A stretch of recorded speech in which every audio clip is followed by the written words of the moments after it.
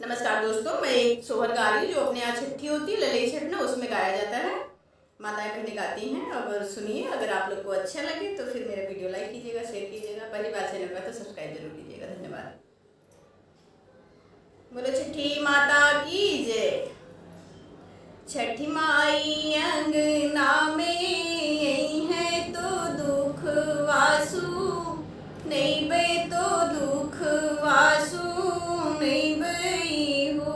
मैया तो हुरी, हाँ मैया तो हुरी कीर्तिया हम गई बे तो शीस वाजू, कई बे तो शीस वाजू कई बई हो। मैया तो हुरी कीर्तिया हम कई बे तो शीस वाजू, कई बे तो शीस वाजू कई बई हो।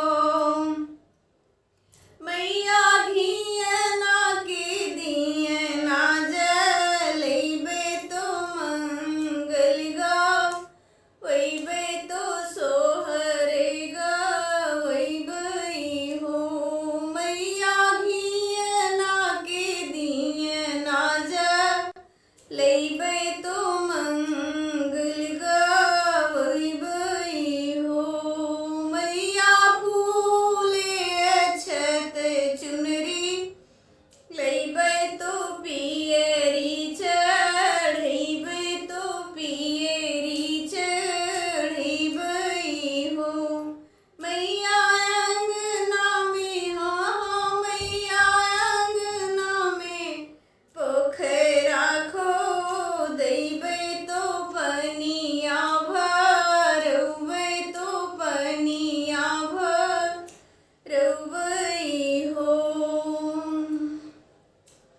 मैया घर ही में गोतिनी बोलैबे तो मंगल गावैबे तो मंगल गावैबई हो।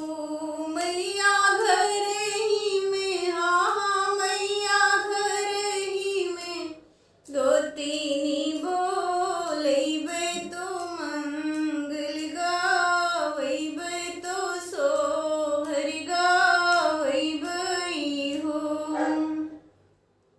गोदिया में देहलू तो ललनमा तो अचेरा फैलैबे तो अचेरा फैलैबई हो। मैया गोदिया में दिहू तो ललनमा तो अचेरा फैलैबई हो।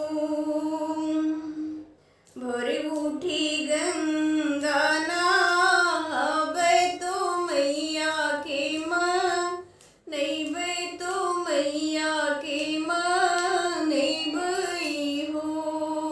मैया तो हुरी, हाँ मैया तो हुरई गोड़वा दाबैबे तो यस हम गैबे तो यस हम गैबई हो। मैया तो हुरी चरनिया हम पूजबे तो यस कुले गौबे तो यस कुले गौबई हो। छठ माई अंगना में यही है तो दुख वासु नहीं बे तो दुख वासु नहीं बई हो। बोलो छठी माता की जय। नमस्कार दोस्तों, धन्यवाद।